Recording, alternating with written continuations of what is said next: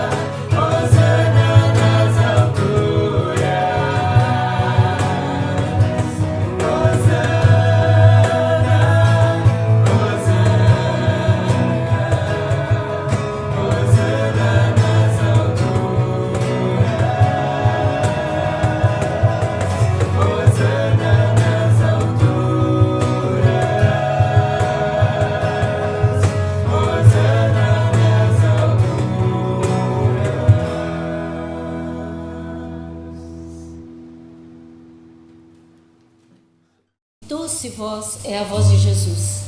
Ele que nos traz paz, Ele que dá o seu conforto. Só de pronunciar o seu nome, isso alegra o nosso coração, pois só Ele é capaz de salvar-nos.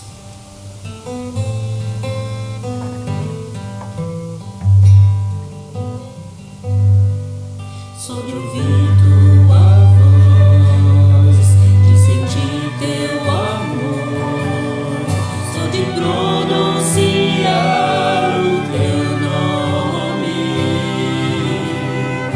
os meus medos se vão, minha dor, meu sofrer, só de paz tu inundas meu ser.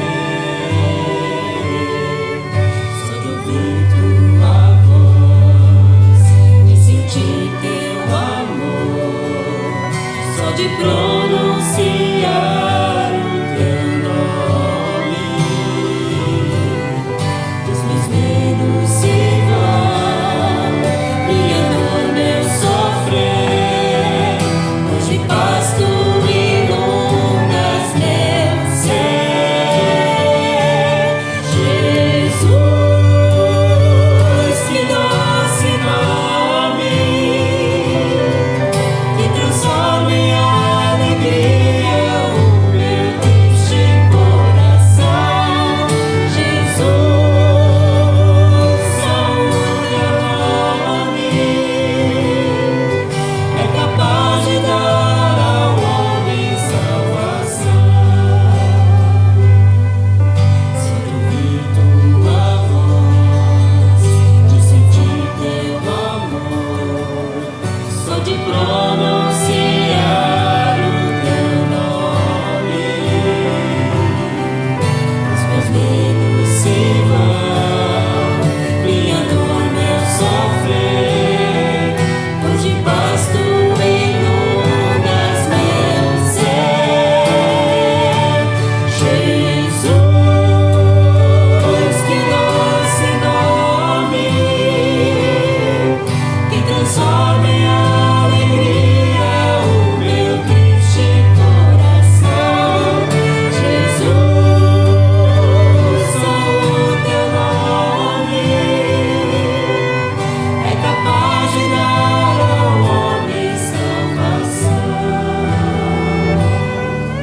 É capaz de dar ao homem salvação.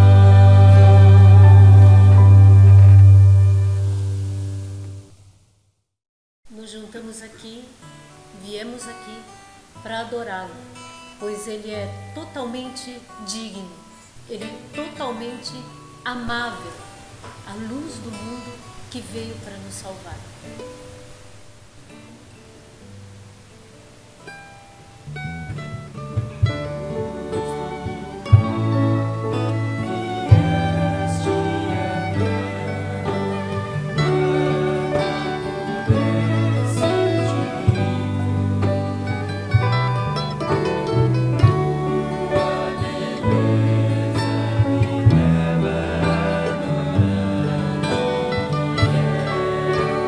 Jesus.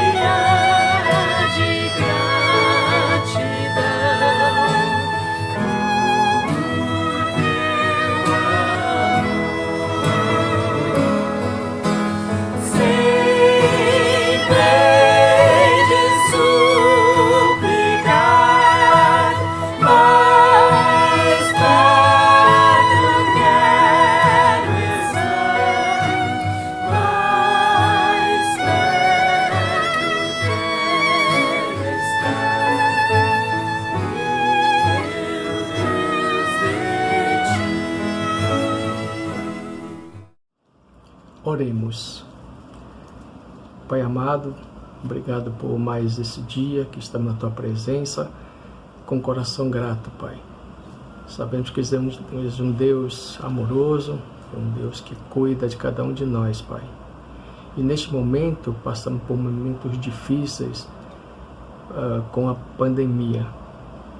E pedimos, Senhor, que possa estar confortando a família dos que perderam seus entes e que possa proteger, Pai, todas as pessoas que estão à frente, cuidando dos doentes, correndo risco, Senhor. Peço que aumente, Senhor, a nossa fé e que nossas orações, Pai, possa surtir efeito. Oh, Senhor, obrigado, Pai, porque mesmo com todo esse sofrimento, cremos que o Senhor está no controle de tudo. Se existe um propósito, Senhor, que nós possamos guardar no coração e compreendermos. E guarde, Senhor, de cada um dos nossos irmãos. Obrigado pelas bênçãos que o Senhor tem colocado em cada um de nós. E neste momento, Pai, peço para que o Senhor coloque Tuas palavras através do pastor Daniel e que nós possamos estar com o coração aberto para receber as Tuas palavras, Senhor. Desse amor eu agradeço, em nome do seu Senhor Jesus. Amém. A mensagem de hoje do culto está no livro de Isaías, capítulo 55, versículos de 6 a 11. Vamos acompanhar. Versículo 6. Buscai ao Senhor enquanto se pode achar, invocai-o enquanto está perto. Deixe o ímpio o seu caminho e o homem maligno os seus pensamentos, e se converta ao Senhor, que se compadecerá dele. Torne para o nosso Deus, porque grandioso é em perdoar. Versículo 8. Porque os meus pensamentos não são os vossos pensamentos, nem os vossos caminhos, os meus caminhos, diz o Senhor. Porque assim como os céus são mais altos do que a terra, assim são os meus caminhos mais altos do que os vossos caminhos, e os meus pensamentos mais altos do que os vossos pensamentos. Porque assim como desce a chuva e a nuvem dos céus, e para lá não tornam, mas regam a terra e fazem produzir e brotar e dar semente ao semeador, o pão ao que come. Versículo 11. Assim será a minha palavra, que sai da minha boca. Ela não voltará para mim vazia. Antes fará o que me apraz, e prosperará naquilo para que a enviei. Amém? O tema é A Hora é Agora. Então convidamos o pastor Daniel para passar a palavra de hoje. Bom dia, paz do Senhor. A hora é agora. Como vocês estão? Por onde andam seus pensamentos nesses dias? Essa semana parece que política voltou à tona novamente. E a gente fica bastante tempo pensando e argumentando e retrucando coisas sobre política. E você pensou na sua família? Tem cuidado dela? O fato de estarem mais tempo reunidos, isso tem sido uma coisa boa ou mais estressante? É uma coisa que acontece quando existe um treinamento para marinheiros que vão ficar num submarino, por exemplo. Eles são levados e ficam durante um mês mergulhados ali. Mergulhados, digo, o submarino fica submerso. E nesses 30 dias, o pessoal começa a ficar irritado. E se irrita por qualquer coisa. E chega a ter brigas. Então, o papel do capitão é verificar, conferir o estado emocional de cada um e garantir que esse equilíbrio não seja perdido. Você andou pensando nos seus amigos? Saudade de abraçá-los, saudade de encontrá-los pessoalmente. A gente agradece pela tecnologia que realmente tem ajudado bastante, mas não é a mesma coisa. Você tem pensado na sua saúde? Tem pensado em alguma coisa que tem preocupado você? Você recebeu um diagnóstico ruim ou alguém próximo da sua família? Você tem pensado em dinheiro? Não sei, eu sei que tem gente que perdeu o emprego, o pessoal não consegue abrir seu negócio, né, fazer funcionar os seus negócios e tem uma queda na receita muito grande. E Deus? Quanto Deus tem ocupado a sua mente? Queria que nesses próximos minutos você estivesse pensando em Jesus, no nosso Senhor, no Espírito de Deus, Espírito Santo, naquele que é o eterno, naquele que é a fonte de amor, a fonte da vida. Pense em Cristo e pense em Deus. Hoje a gente vai ver um trecho do livro de Isaías. Isaías foi um profeta que viveu no período antes e durante o exílio do povo de Israel, chamado Reino do Norte. Não sei quantos sabem, né? Mas os hebreus foram unificados sob Saul, Davi e Salomão. E depois disso, esse reino se dividiu. Se dividiu em Reino do Norte e Reino do Sul. O Reino do Norte ficou com o nome de Israel e era composto por 10 das 12 tribos que existiam. Esse Reino do Norte quase que imediatamente se afastou de Deus, se entregando à idolatria e todos os ritos pagãos de fertilidade e sacrifícios. Deus manda os assírios para derrotar e levar cativo o povo. Na parte do sul ficaram só 2 das 12 tribos e passou a ser chamado de Judá. O Reino do Sul foi mais fiel a Deus e durou 140 anos a mais que o Reino do Norte, antes de também se entregar à idolatria e paganismo, tendo sido entregue por Deus aos babilônios que os levaram cativos. Uma coisa interessante no livro de Isaías é essa comparação que a gente pode fazer. A Bíblia tem ao todo 66 livros, assim como Isaías tem 66 capítulos. Mas o mais interessante é perceber que os primeiros 39 capítulos falam bastante sobre a santidade de Deus e o juízo dele sobre a humanidade, incluindo o povo de Israel. Na Bíblia, os primeiros 39 livros são chamados de Antigo Testamento e cobrem o período em que Israel é o povo de Deus e onde encontramos a lei de Moisés, os Salmos, os profetas. Já a parte final de Isaías, começando pelo capítulo 40, é chamado de Livro da Consolação e coincide com a divisão chamada Novo Testamento na Bíblia, onde, embora também haja juízo, a ênfase é na graça oferecida por Deus. A gente vai ler Isaías 55, a partir do versículo 6. Busquem o Senhor enquanto podem achá-lo. Invoquem-no agora, enquanto ele está perto. Neste busquem o Senhor, buscai o Senhor, existem várias coisas envolvidas. É um convite, mas existem requisitos implícitos nesse convite. Como se busca a Deus? Será que invocar o nome de Deus é só chamar o nome dele? E se ele vier? O que você faz?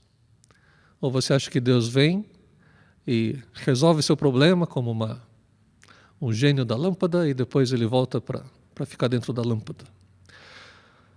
Quero dizer que muita gente diz que respeita a Deus. Não frequenta nenhuma igreja, mas leva uma vida direita, sem causar danos aos outros. Pensa que está com saldo positivo para pedir alguma coisa a Deus. Especialmente se pensar em alguns igrejeiros hipócritas que conhece pessoalmente ou pela TV. Outras pessoas dizem que não acreditam em Deus. Não acreditam em nada dessas coisas. Viu? Sua chance é agora. Tem certeza mesmo que ele não existe? Eu vou ler um texto que li com meus filhos em casa essa semana, Apocalipse capítulo 9. Os últimos 2 versículos. Aqueles que não morreram dessas pragas ainda se recusaram a arrepender-se de seus atos perversos. Continuaram a adorar demônios e ídolos. E não se arrependeram de seus assassinatos, sua feitiçaria, sua imoralidade sexual e seus roubos. Deixa eu explicar esse cenário que está sendo descrito aqui.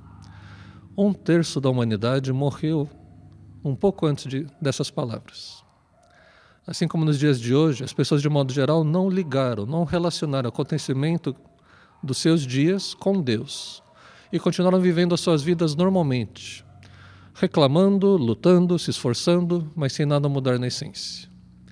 Sinais sobrenaturais, uma espécie de gafanhoto escorpião, que não comia planta, não comia vegetação, apenas feria as pessoas, e feria pessoas que não tinham a marca de Deus na sua testa. A Bíblia diz que essa ferida provocava uma dor lancinante, excruciante. As pessoas queriam pagar para morrer, só para se livrar daquela dor. As pessoas queriam morrer, mas diz a Bíblia, a morte fugia delas. E isso durou 5 meses. Em seguida vem um segundo sinal. Um exército de 200 milhões de soldados, cavaleiros, liderados por 4 anjos da morte. Sabe a história da libertação do povo de Israel lá do Egito, que a gente viu agora há pouco, na Páscoa, né? Então ali passou um anjo da morte e colheu, ceifou a vida de todos os primogênitos, de todas as casas que não tinham pintado com o sangue de um cordeiro os seus umbrais. Aqui são 4 anjos da morte, liderando um exército de 200 milhões, levando à morte 1/3 da humanidade. É um negócio absurdo. Não são 200 mil mortos como os da Covid, mas 2 bilhões, mais ou menos. 200 mil, 2 milhões, 20 milhões, 200 milhões, 2 bilhões, 10 mil vezes mais do que as vítimas do coronavírus nos nossos dias. E qual foi a reação das pessoas que sobrevivem? É isso que está escrito no versículos 20 e 21. Eles se recusaram a arrepender-se de seus atos perversos. Continuaram a adorar demônios e ídolos, e não se arrependeram. O que é idolatria? Idolatria é confiar nas criaturas e não no Criador para nossa esperança, felicidade, significado e segurança. Já existe o problema de adorar as coisas e as pessoas, de colocar nossa esperança e felicidade e propósito neles. Muitas dessas coisas podem até ser coisas boas, mas se tomam o lugar de Deus em nossas vidas, o eixo se desloca para a idolatria. Vou dar um exemplo bobinho. Sabe quando a mãe diz para as amigas ou posta no Facebook, meu filho é a razão da minha vida? Meu mundo são os meus filhos. Você entende que essa é uma expressão de que tem outra pessoa no lugar de Deus? A gente poderia estender por várias direções diferentes. Mas o texto de Apocalipse fala de adorar demônios e ídolos de metal, madeira e pedra. Como será essa adoração no futuro? Pessoas se curvando diante de estátuas e esculturas? Talvez. O que mais você imagina? O que hoje é feito de metal, de madeira, de pedra, que as pessoas adoram? E aí vou definir uma segunda palavra, arrependimento. Arrependimento é conversão, mudança de direção, mudança de mente, mudança de atitudes, valores. Uma atitude contrária, oposta à anterior, e implica em restituição. É diferente do remorso, que é sentir tristeza por não ter dado certo, ou por ter causado uma dor inesperada em outra pessoa, ou por ter sido pego em flagrante. Quando existe arrependimento, implica no intuito de restituição pelo dano causado. Lá em 1 João 1,9, diz assim: se confessarmos os nossos pecados, Ele é fiel e justo para nos perdoar os pecados e nos purificar de toda injustiça. Qual é o criminoso que confessa o seu crime? Uns vão dizer, aquele que foi pego, aquele que fez um acordo para diminuir a pena. Mas o texto fala daquele que toma a iniciativa. Quem toma a iniciativa de confessar o seu pecado, de concordar que fez algo errado, é porque ele se arrependeu, ele mudou de ideia. Os que lembram da história de Zaqueu, o cobrador de impostos, fiscal de rendas, corrupto como todos os outros, mas ainda mais mal visto pelos seus contemporâneos por arrecadar impostos para o império que os subjugava. Qual foi a reação dele depois de receber Jesus na sua casa? Qual foi a declaração dele? Lembram? Está lá em Lucas 19:8. Senhor, darei metade das minhas riquezas aos pobres. E se explorei alguém na cobrança de impostos, devolverei 4 vezes mais. Nessa ordem. Dou metade dos meus bens. Devolvo 4 vezes o cobrado a mais. A lei judaica fala de 20% até 4 vezes o prejuízo causado, dependendo da situação. E Zaqueu usa a questão máxima. Ele não fala qual que é o mínimo que eu posso devolver, mas ele toma a iniciativa e diz, quero devolver 4 vezes o que eu eventualmente cobrei a mais. Apocalipse 9. Eles não se arrependeram da idolatria, não se arrependeram dos assassinatos, da feitiçaria, da imoralidade sexual e dos roubos. Assassinatos, lembra do Sermão do Monte? Quem é assassino? Quem é homicida? Não é só aquele que tirou a vida do outro. Mas a Bíblia diz, aquele que odeia seu irmão, esse já é homicida. As pessoas lá em Apocalipse 9 sabem que estão odiando, desejam a morte do outro. Eles que morram, né? Deve ser a expressão dessa turma. Morreu 1/3 da humanidade. Vamos falar, bem feito. Está vendo? Isso prova que a gente estava certo. Não se arrependeram da sua feitiçaria. Tem a ver com bruxaria. Tem a ver com uso de fórmulas, coisas para beber, para passar, para jogar em cima dos outros. Fórmulas verbais, orais. Mas também tem a ver com o uso de drogas. A palavra feitiçaria em grego é pharmakeia, de onde vem a nossa palavra farmácia. Então, não se arrependeram da sua tentativa de mudar a realidade através de substâncias químicas ou de fórmulas mágicas. Não se arrependeram da sua imoralidade sexual. A palavra é porneia. É o intercurso sexual ilícito. No contexto bíblico está falando de adultério. Adultério é a relação fora do matrimônio. Mas também está falando de fornicação, que é a relação antes do matrimônio. Ou ainda envolve relação com animais, relações homossexuais. Tudo que não está dentro da pureza, da sexualidade protegida pelo matrimônio, é chamado de porneia. Hoje a gente pode incluir pornografia. E você lembra também, quem que é adúltero lá no Sermão do Monte? Não é só a pessoa que deitou com a outra, mas aquele que olhou com intenção impura, que desejou a mulher ou o homem que não é o seu marido, que não é sua esposa. Eles continuam nesse pecado. Não se arrependeram dos seus roubos. E na Bíblia não tem diferença entre roubo e furto, né? Para a polícia, roubo é quando é sob ameaça. Furto é quando foi furtado, quando foi furtivo, quando ninguém viu, sumiu. Para a Bíblia não faz diferença. Pode ter usado a caneta para roubar, pode ter usado a internet para roubar.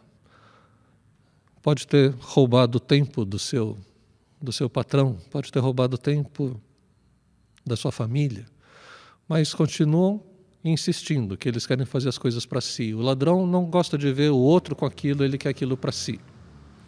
Voltamos para Isaías 55, versículo 7. Que os perversos mudem de conduta e deixem de lado até mesmo a ideia de fazer o mal. Que se voltem para o Senhor, para que Ele tenha misericórdia deles.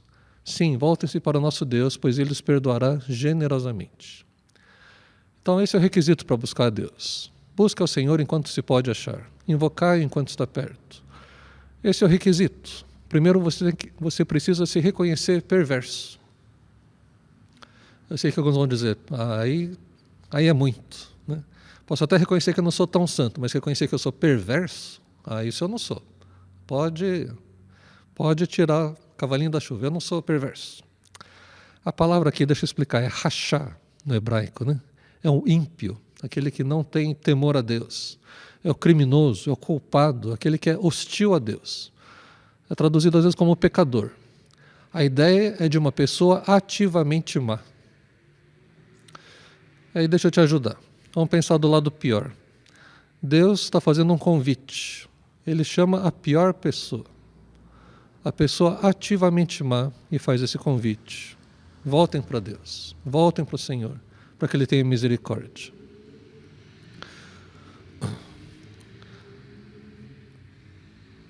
Voltar-se para Deus quer dizer sair do pecado que você está indo. E agora você vai para Deus e recebe o perdão generoso. Quer receber misericórdia de Deus? Se você for agora, Ele não vai julgar você. Você não vai ser condenado. Deixa eu trazer também uma advertência que Jesus fez aos religiosos do seu tempo aqui. Aos que se julgavam justos, aos que tinham justiça própria. Está lá em Lucas 5, 31, 32. Jesus lhes respondeu: as pessoas saudáveis não precisam de médico, mas sim os doentes. Não vim para chamar os justos, mas sim os pecadores, para que se arrependam. Você pode não se ver como um perverso, mas cuidado também para não se ver como um justo por causa daquilo que você faz ou deixa de fazer. As pessoas consideradas justas por Deus são aquelas que reconhecem que não possuem essa justiça e por isso buscam a Deus como se tornar justo. Jesus é o justo. Ele cede essa justeza, essa justiça dele, se ele estiver em você. Se você entrega a sua vida a Deus, Jesus passa a habitar em você. Aí o Deus santo e justo, o juiz, ao olhar você, ele vai ver as feridas, vai ver o sangue derramado pelo Filho dele, para pagar os seus pecados. Então você é declarado justo, você é considerado justo. E aí, como alguém que teve sua dívida paga por outra pessoa, sua gratidão por Jesus deve te levar a fazer algo em troca, a ter uma vida diferente daquela que você vivia. Misericórdia é o amor profundo de Deus, é a afeição, é receber a compaixão de Deus. Mas vamos voltar ao versículo 6. Busquem o Senhor enquanto podem achá-lo. Invoquem-no agora, enquanto Ele está perto. Esse convite tem um prazo de validade indeterminado. Vale agora, mas não sabemos até quando continua valendo. Pode ser que se você deixa para depois, quando você for decidir, aí já não dá mais tempo. Vocês lembram como começou esse período de quarentena? Um dia estava tudo certo. A gente ouviu falar da doença lá na China, mas estava do outro lado do mundo. Aí soubemos de um turista que chegou no Brasil. Aí levou alguns dias para a gente ouvir falar que teve um segundo caso confirmado. E aí em 3 semanas os números estavam dobrando a cada 2 dias. A decisão de suspender as atividades da igreja não foi algo do tipo, daqui a um mês, daqui a 3 semanas, a gente vai suspender os cultos. Foi numa reunião durante a semana que a liderança da igreja decidiu, não teremos mais culto, não teremos mais atividades já a partir deste domingo. Quem no dia 15 de março, por algum motivo, não participou do culto pensando, domingo que vem eu participo. Não teve domingo que vem. Foi repentino. Uma hora está, uma hora não está. Por isso, a hora é agora. Continuando o texto. Meus pensamentos são muito diferentes dos seus, diz o Senhor. E meus caminhos vão muito além de seus caminhos. Pois assim como os céus são mais altos que a terra, meus caminhos são mais altos que seus caminhos, e meus pensamentos mais altos que seus pensamentos. Você tem certeza, aquele que diz que não acredita em Deus, não acredita em nada dessas coisas, você tem certeza que Deus não existe? Será que não é porque seu raciocínio não chega até Ele? Você entende o caminho do beija-flor? Lá em casa a gente tem um bebedouro para beija-flor. O trajeto do beija-flor é incrível. Ele voa para trás, ele para no ar. Você entende o caminho das baleias? Como é que as baleias cruzam o oceano todo? Você entende o caminho das formigas, das abelhas? E o caminho de Deus, você entende? Tem certeza? Deus está falando que o caminho dele é muito mais alto que os seus caminhos. Os pensamentos dele são muito mais altos. Então o que a gente precisa é da revelação dele. O que ele pode ensinar a gente? Ele vai dar uma ilustração. A chuva e a neve descem dos céus e na terra permanecem até regá-la. Fazem brotar os cereais e produzem sementes para o agricultor e pão para os famintos. Em outras versões, lemos que a chuva e a neve descem do céu e para lá não voltam, até que cumpra o seu propósito aqui. Veja, a Bíblia é certa até na definição do ciclo da água. A Bíblia não responde todas as perguntas da ciência, mas não contradiz o que conhecemos, o que temos certo nos dias de hoje. Esse texto é de 700 anos antes de Cristo. A gente está no ano 2020, então tem 2.700 anos e continua verdadeiro, continua confiável. A água tem seu propósito na natureza. E a palavra de Deus, essa que você está ouvindo, tem seu propósito na humanidade, na minha vida e na sua vida. Versículo 11, o mesmo acontece a minha palavra. Eu a envio, e ela sempre produz frutos. Ela fará o que desejo, e prosperará onde quer que eu enviar. A palavra de Deus cumprirá seu propósito neste mundo. Ela vai salvar o que está condenado. Ou vai servir de condenação aos que não se arrependerem. O Evangelho é o anúncio das boas novas. É o anúncio de que o preço foi pago. Que preço? O preço para termos relacionamento com Deus. Deus é um Deus santo, um Deus justo, perfeito. Ninguém com pecado pode chegar até Deus. Ninguém pode se chegar até Deus por sua justiça própria, porque a sua justiça é como, diz a Bíblia, como trapos de imundície. O único jeito de ter acesso a Deus é se houver uma vida derramada no nosso lugar. Alguém morrer no nosso lugar, porque o salário do pecado é a morte. Então, como a gente chega até Deus? Através de Jesus. Porque Jesus pagou com a sua vida pelos pecados da humanidade toda. Então o Evangelho é o anúncio dessas boas novas. Quer dizer então que a humanidade toda está salva? Não. Diz que somente aqueles que crerem, aqueles que confiarem sua vida a Deus, aqueles que receberem em sua vida, esses aqui recebem esse direito de se tornarem filhos de Deus. Eles deixam de ser apenas criaturas de Deus e passam a ser filhos adotivos de Deus. Você é filho de Deus ou você ainda é só uma criatura de Deus? O que é pecado? Pecado é rejeitar ou ignorar a Deus no mundo que Ele criou, rebelando-nos contra Ele e vivendo sem tê-lo como referencial em nossa vida. Esse mundo tem rejeitado e ignorado a Deus, às vezes discretamente, às vezes assintosamente. Eu sei que nem sempre é possível distinguir cristãos dos não cristãos. A gente costuma dizer que existe cristianismo e existe cristandade. A cristandade são todos aqueles que se declaram cristãos ou estão debaixo de uma influência de uma cultura cristã. Então, quando a gente diz que o Ocidente é cristão, ou que o Brasil é cristão, ou que os Estados Unidos é cristão, é porque tem essa influência cristã ao longo do tempo. Mas não quer dizer que todo mundo que seja de lá ou daqui necessariamente é cristão. Não é porque você é de alguma igreja, católica, evangélica ou qualquer outra que seja, que você se torna cristão.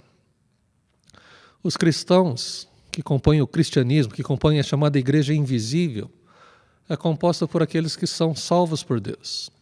Aqueles que não só são cristãos culturais, não são apenas herdeiros da tradição dos seus pais, mas são pessoas que têm relacionamento direto com Deus. Então, por isso que às vezes é difícil distinguir a nossa agenda da agenda daqueles que se dizem cristãos, ou daqueles que se dizem não cristãos, o que é pior, né? É porque se a nossa agenda, se nossas prioridades, se aquilo que a gente mais sonha é igualzinho que o meu vizinho, que não é cristão, também sonha, isso quer dizer que o meu referencial não é Deus. O meu referencial de sucesso é outro que não Deus. Quem dita os meus valores de certo e errado, de bom e de melhor, é outra pessoa, é outro sistema. E é isso que se chama de pecado. Trocamos o Deus verdadeiro por outros ídolos do coração, por outros referenciais, por outros absolutos. A hora é agora. Você que já é crente, está preparado para se encontrar com Deus agora? Tem alguma coisa que precisa arrumar? Tem algo do que se arrepender? Por esse texto de Isaías, a gente está percebendo fé e arrependimento andam juntos. Você que ainda reluta em se entregar a Deus, que posterga essa decisão, tem certeza que quer continuar arriscando? Se você está ouvindo essa mensagem, é porque Deus está lhe fazendo esse convite, agora. Qual que é a sua resposta? Quer deixar para depois? Tem certeza? Já chega, né? É agora. Vamos orar. Deus, oro por cada um que está ouvindo essa porção da Tua Palavra. Oro, Deus, para que Teu Espírito tenha liberdade e possa exercer seu papel de convencer-nos, convencer os homens, convencer as pessoas do juízo, da justiça e da Tua existência, Senhor. Oro, Deus, nos convencer do pecado também, Senhor. Oro, Deus, para que aqueles que não se veem como perversos, que acham que não precisam de tudo isso, que querem simplesmente adicionar Deus à sua agenda. Oro, Deus, para que haja também arrependimento. E oro também, Senhor, para aqueles que pensam que já cometeram tantas coisas erradas na vida, que não tem mais jeito. A Tua Palavra diz que sempre tem jeito. Deus é um Deus que está de braços abertos, esperando os seus filhos voltarem. Então, oro, Senhor, para que decisões sejam feitas nessa manhã, que o Teu Espírito possa conduzir as pessoas aos Teus pés, se entregando a Ti, que eles possam dizer: Senhor Jesus, a minha vida agora é Tua. Sou pecador. Eu quero encontrar com Deus agora. Quero que Deus venha, e não venha só para me ajudar e vá embora. Eu quero que Ele venha e fique comigo. Quero que Ele faça a diferença. Quero que Deus faça a diferença na minha vida. Ah, Senhor, ouve essas orações que são feitas. Oramos também, Deus, por cada um que tem caminhado contigo, para que sinta a alegria e também a urgência de compartilhar a Tua Palavra com seus amigos e parentes. Oramos, Deus, por cada um que vai ouvir, porque seu amigo ou seu parente pediu para ouvir essa história. Oro também, Deus, por cada testemunho que vai ser dado, para que o Senhor possa usar alguma dessas coisas para começar a quebrar as paredes que separam as pessoas do Senhor. Que eles consigam enxergar a luz e possam Te buscar de todo o coração. Oramos, Deus, agradecidos, e pedimos também o Teu consolo, o Teu conforto, o renovar das forças para aqueles que estão doentes, aqueles que estão enlutados. Oramos também, Deus, por aqueles que estão lutando na linha de frente da saúde. Oramos, Deus, por sabedoria para nossos governantes, para que eles saibam fazer as coisas conforme a Tua vontade, Senhor, que eles tenham temor do Senhor. Oramos também, Deus, por todos os políticos e todos os empresários, todos aqueles que estão em posição de tomar decisões que podem ajudar a influenciar a vida das outras pessoas. Oramos, Deus, por generosidade, oramos para que eles sejam homens de Deus nas decisões que eles tomarem. Também oramos, Senhor, por aqueles que têm tido preocupações em relação ao futuro, em especial aqueles que sofrem de ansiedade e depressão. Nós oramos, Deus, para que o Senhor possa trazer essa paz que só o Senhor pode dar, que as palavras não alcançam, mas que o Senhor possa trazer na mente e no coração. Fortalece a fé de cada um, Senhor. Guarda a fé também daqueles que te amam. Essas coisas nós oramos, agradecidos em nome de Jesus. Amém. Volto aqui para essa última, nosso slide que a gente viu várias vezes antes de começar essa quarentena. Qual é a nossa única esperança na vida e na morte? Que não somos de nós mesmos, mas pertencemos de corpo e alma na vida e na morte a Deus e a nosso Salvador Jesus Cristo. Qual a sua esperança? Qual a sua esperança ao enfrentar as dificuldades da vida e a dor e a morte das pessoas queridas? Qual a sua única esperança quando você mesmo tem que enfrentar a morte? A base, o fundamento do cristão, aquilo que realmente importa na vida. Não são os estudos, a família, o dinheiro, os negócios, e tudo isso tem importância, mas aquilo que é fundamental, aquilo que é decisivo em momentos como este, é a certeza de que pertencemos a Cristo. E por isso a gente não precisa ter medo. Repita, por favor. Qual é a nossa única esperança na vida e na morte? Que não somos de nós mesmos, mas pertencemos de corpo e alma, na vida e na morte, a Deus e a nosso Salvador Jesus Cristo. Muito bem. Que Deus abençoe a sua vida. Este é o momento da oferta, em que mostramos a Deus que reconhecemos que as bênçãos vêm dele. Portanto, dedicamos uma parte especificamente para isso. Então, na sua tela estarão sendo apresentados os dados bancários da ISP.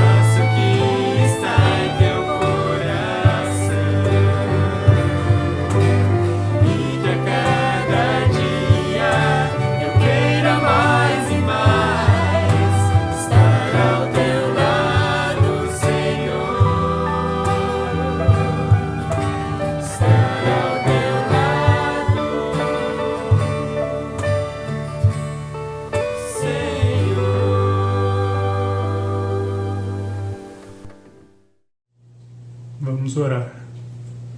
Senhor nosso Deus, louvamos o Teu santo nome. Cremos que o Senhor está no controle de todas as coisas.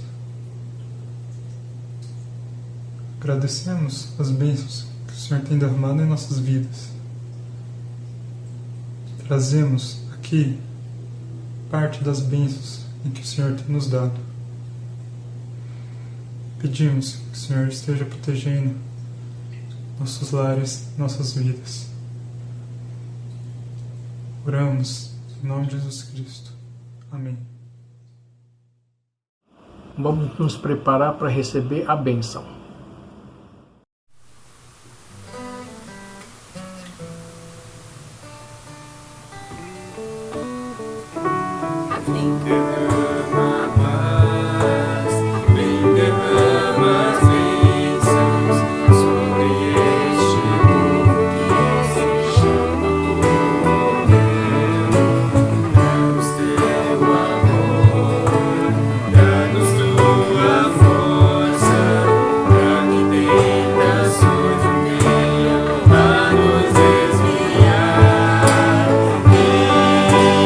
Glória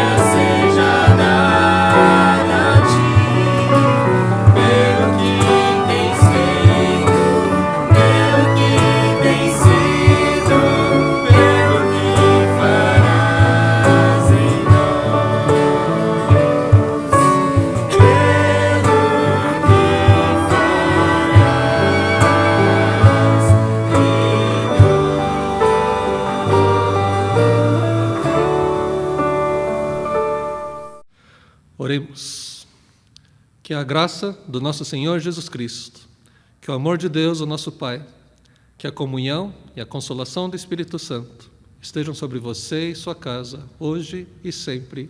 Amém.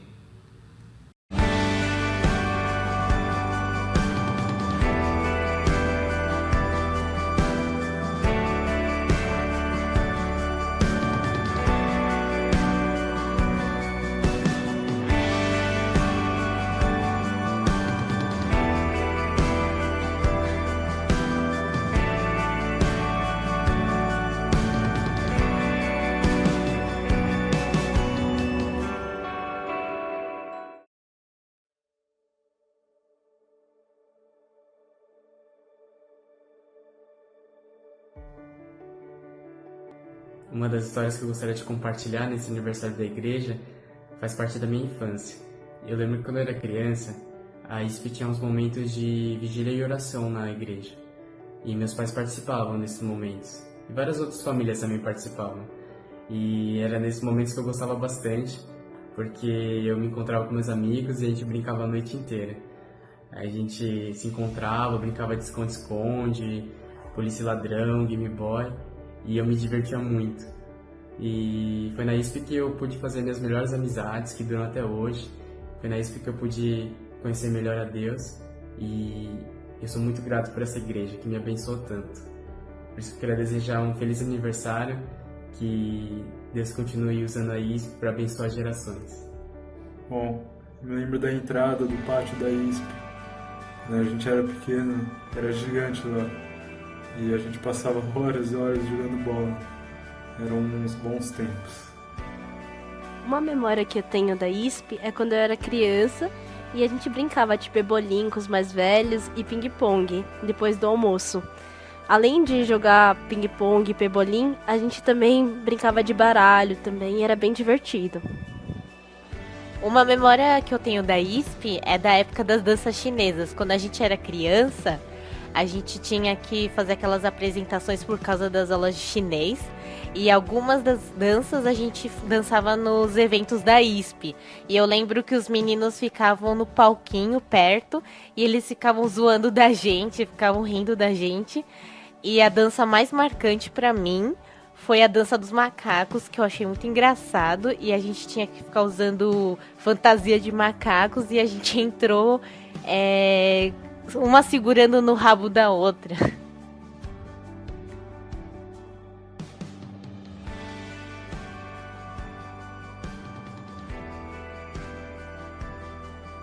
ISP não é a ISP sem ser esse lugar acolhedor. Lembro que a primeira vez que eu fui na ISP foi quando eu e a Ângela, a gente tava com umas marmitas na mão e a gente não tinha lugar pra comer. Aí a Ângela, a gente pode ir lá numa igreja, você vai poder conhecer ela é muito bonita, porque na época eu não era cristã. Eu só pensei, nossa, o que vai ter de diferente, né, numa igreja, né? E aí quando a gente chegou lá, a Ângela me apresentou o culto, a cozinha, o refeitório, né, banheiro, né, ela tava tão animada. Mas brincadeiras à parte, né, depois eu entendi por que ela estava tão feliz, né, tão animada. Porque quando nós temos orgulho daquilo que nós pertencemos, nós queremos mostrar isso para todo mundo. E a ISP, ela é uma casa, ela é uma família. E é isso. Uma das minhas memórias da ISP é quando chegava o Natal e as tias enfeitavam a igreja toda. E nas árvores de Natal elas colocavam aqueles guarda-chuvas pequenos de chocolate e eu adorava pegar eles.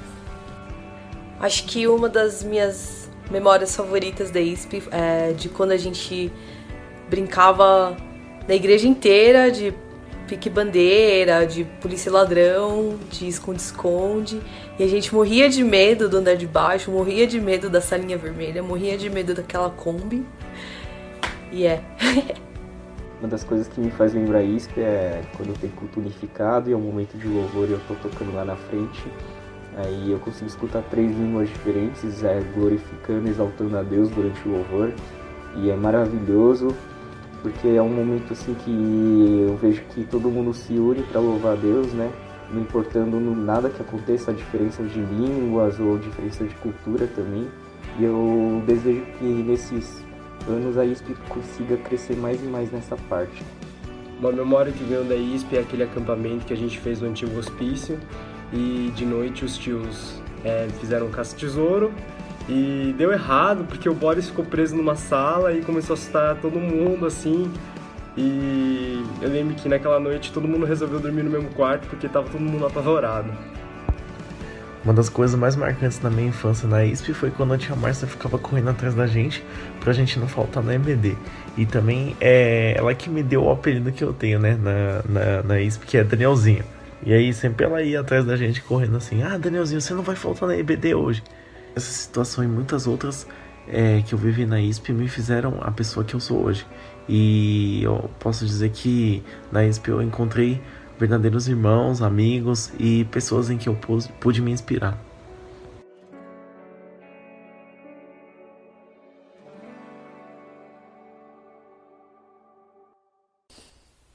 Eu lembro que ISP alugava uma quadra lá de uma escola pública e lá tinha umas 4 ou 5 quadras.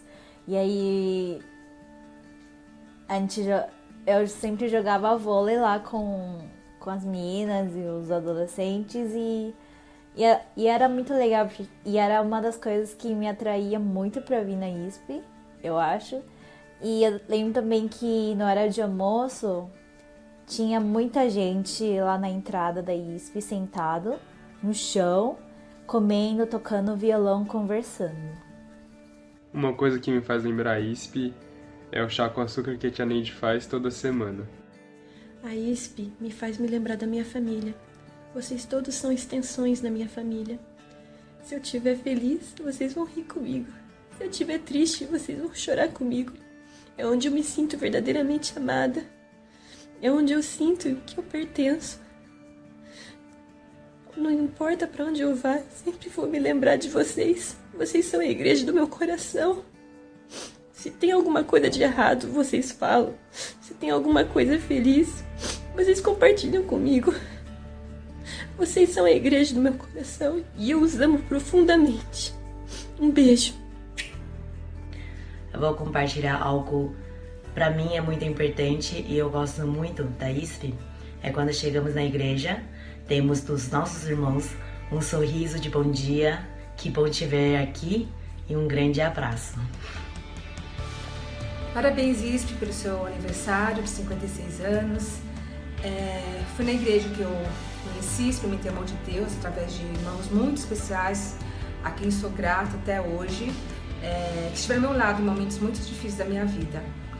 Tem sido um privilégio andar com os irmãos e também poder realmente chorar de tanto rir, né, quando estamos juntos. Então, parabenizo a igreja e agradeço muito a Deus pela sua graça e pela sua misericórdia que tem sido derramada em nossa igreja até os dias de hoje. Eu vim para a ISP, eu não me sentia bem-vinda em nenhum lugar que eu ia. E em 2016, eu comecei a vir para a ISP e eu me senti muito acolhida e muito amada pelas pessoas da ISP, assim.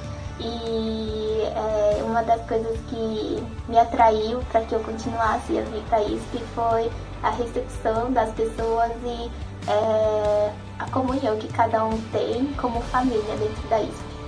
Eu lembro que quando a gente era criança, a tia Márcia contratou uma barraquinha de churros no Dia das Crianças e me marcou muito, porque eu gosto muito de doce. E outro dia marcante foi uma noite do pijama que a gente fez na casa da Ellen. E foi muito divertido, assim, porque foram meninas de diferentes idades, adolescentes, meninas mais velhas. E a gente pegou um monte de mico, pintou a cara uma da outra, dançou, teve dança da minhoca. A gente fez até abdominal. Foi bem engraçado, bem legal.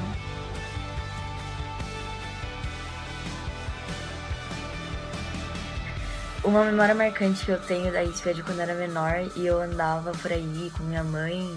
E às vezes a gente ia pra sala de enfermagem. E sempre que o Dr. Shen me encontrava, ele chegava e falava que ia me dar um monte de injeções. Aí eu sempre tive muito medo dele, só que não é mais assim. Uma história engraçada que teve... É que assim, eu sou um cara que quando eu tô estudando, eu me foco muito. Então, se alguém chegar e me chamar de repente, eu vou me assustar. E uma vez eu tava estudando a Bíblia e... eu lembro que a Dani, ela veio me falar alguma coisa E eu tomei um susto, mas foi um susto assim muito grande. E nossa, todo mundo começou a rir pra caramba, né? E sei lá, tipo, não foi engraçado pra mim, mas todo o pessoal começou a rachar o bico. Sei lá, isso foi engraçado. A ISP ela representa pra mim muito o cuidado de Deus na minha vida. Eu lembro que quando eu tinha mais ou menos uns 11 ou 12 anos, meus pais eles costumavam viajar muito a trabalho. Então, várias semanas eu acabava não conseguindo ir por causa disso. E eu lembro que na época, o Alexandre Long, ele percebeu isso e conversou comigo. Aí ele falou, eu reparei que você não tá vindo essas últimas semanas, tá tudo bem, você tá precisando de alguma coisa, de alguma ajuda? E eu expliquei a situação, né, que eu moro longe, meus pais não estavam na cidade, então eu acabava não conseguindo ir. E na hora ele falou, não, pode deixar, a partir do próximo domingo eu te espero no metrô e a gente vai junto. E realmente, várias semanas assim, ele estava todo domingo de manhã e eu moro mal longe, eu moro quase no extremo da Zona Leste, ali na linha vermelha, e mesmo assim ele ia lá e me buscava.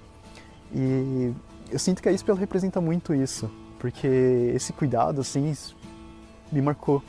E hoje já tenho idade assim para cuidar dos filhos deles, eu consigo cuidar do pessoal mais novo e isso sempre traz uma memória. E é isso.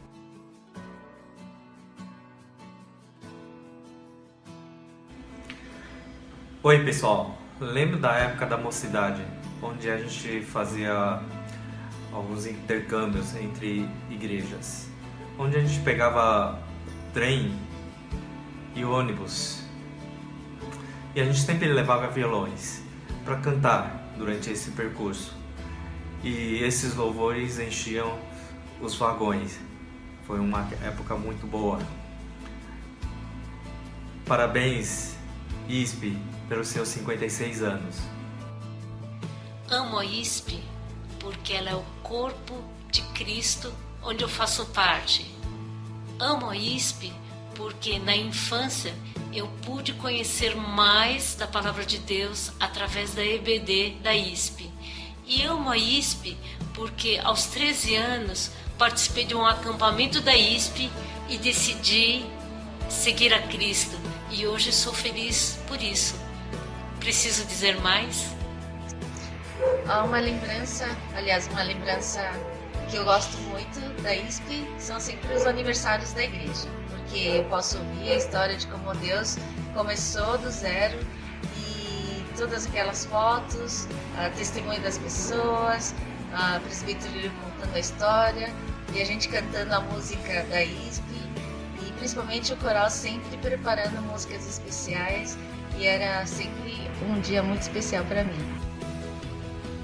Então o que mais me marca nisso, o que mais me faz lembrar da nossa igreja é, acho que os bons momentos que a gente passa com as pessoas e cada um que acaba entrando na nossa vida. Então acho que uma historinha que eu mais lembro foi quando eu era da sala da tia Tuntim na EBD e a gente foi no cinema e a gente foi no cinema e comprou uns docinhos também. E como todo mundo sabe, eu era mó gordinho, então foi um dia muito feliz. E, não sei, eu queria dar parabéns para nossa igreja, porque são 56 anos de história, começou com os nossos avós, então acho que para isso tá dando certo, a gente precisa estar todo dia, toda semana, nos empenhando mais e mais a servir a igreja. Eu penso na ISP. Por mais clichê que isso possa soar, eu penso numa família muito amorosa. Eu digo família porque nós praticamente passamos uma vida juntos. Eu sei que desde que eu nasci eu sou espiana. Então, me vem memórias desde a gente brincando de pega-pega, participando da EBD, ajudando na cozinha, cantando no louvor, participando de acampas, dessas coisas mais cotidianas até os momentos que a gente realmente estava bem frágil, estava muito precisando de ajuda e a ISP sempre esteve de braços abertos para nos consolar e ajudar. E por isso que não tem como não pensar na ISP sem pensar numa grande família amorosa. Eu lembro que quando eu era criança, todo Natal tinha uma grande festa na ISP, com muita comida e cada família levava vários pratos de comida, a gente sempre ia sempre conhecer um prato novo e sempre tinha muita coisa diferente. E era sempre um momento muito feliz, de muita festa, apresentação, teatro. E eu lembro que era muito legal as festas de Natal quando eu era criança na ISP. Bom, uma memória boa da ISP que eu tenho foi em 2017, se eu não me engano, no acampamento, e tava todo mundo ajudando a descarregar o ônibus, e do local do ônibus até o acampamento em si tinha uma rampa, que era uma rampa composta por pedra e terra, e o pessoal tava ajudando a tirar as coisas do som, da cozinha, as bagagens, e no meio disso tudo começou a chover, e junto com a chuva vinha também a lama, já que a rampa era feita de terra. E apesar da chuva e da lama, todo mundo continuou ajudando a descarregar o ônibus. E por algum motivo essa é uma memória boa que eu tenho da ISP. Muitas pessoas que passaram na ISP e que ainda estão aqui hoje moldaram muita coisa na minha vida. E eu desconfio que até mesmo nos meus hábitos alimentares. Alguns de vocês sabem que eu gosto muito de frango. E às vezes eu me pergunto, será que eu sempre gostei de frango e por isso eu passei a apreciar muito os almoços da ISP? Ou será que foram as pessoas que insistiram em cozinhar o nosso famoso frango com ovo que me levaram a gostar tanto de frango? Estamos felizes por participar do 56º ano da ISP. O que me lembra a ISP é quando a gente vai nos jogos interigrejas e a gente torce muito, muito, muito e a gente joga, joga e ganha. Isso é muito legal. Valeu, bons feliz tempos. Aniversário.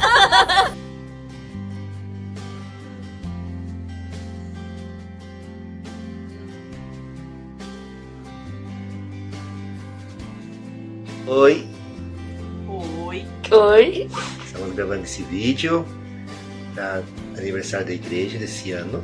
Queremos agradecer porque nós podemos fazer parte dessa igreja. Eu quero agradecer também porque a igreja tem me dado uma família e 2 filhos e uma esposa que é maravilhosa e que é dessa igreja também. Parabéns ISP.